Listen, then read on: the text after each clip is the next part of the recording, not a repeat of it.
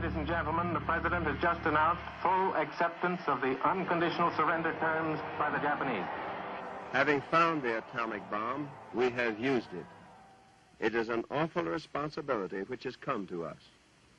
We thank God that it has come to us, instead of to our enemies.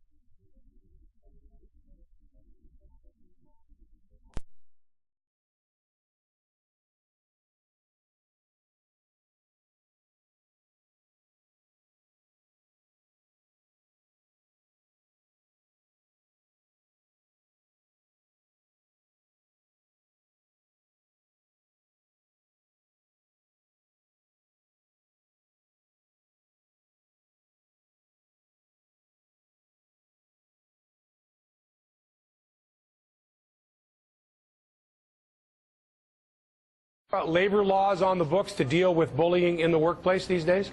Well, as of June 15th, there will be the new legislation in Ontario will focus not only on workplace violence but on harassment, and harassment covers bullying. Yeah, in the introduction we mentioned that it can be so severe that people, victims of bullying in the workplace, actually commit suicide.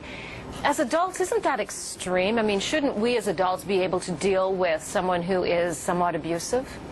Well, what typically happens with harassment or bullying is that it's a repeat behavior that the person eventually gets to the point where they cannot handle it anymore, and because they may not have any recourse as to how to handle the situation or the bully, the person feels hopeless.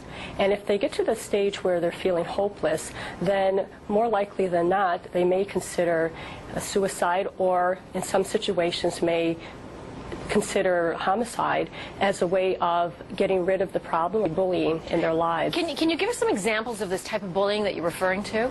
Well, for example, the way that I like to look at bullying is it's similar to water torture, where basically you think water torture, drops of water on your forehead, very innocuous and harmless for individuals.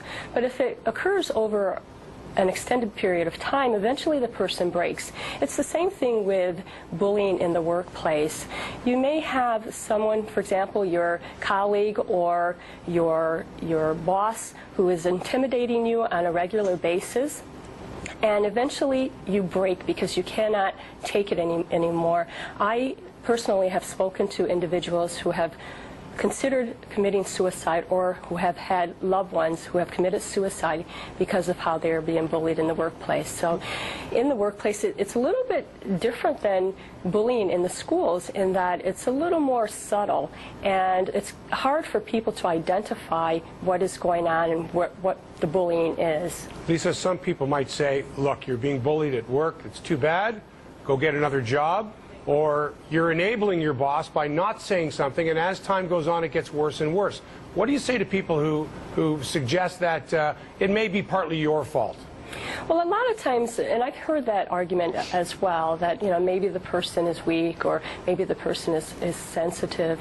And the thing is that when you're being bullied, when you're a target, for example, you may not be able to leave your job because you have children who are in college, or you may not have the experience or education to move forward into another position, and so you're strapped. And with the economy the way that it is, a lot of people are feeling trapped, and they are very fearful of saying anything about being bullied, and so they take it, and it builds and builds and builds, and eventually it turns into some type of physical ailment or anxiety, depression, or as I said earlier, some people may resort to trying to commit suicide.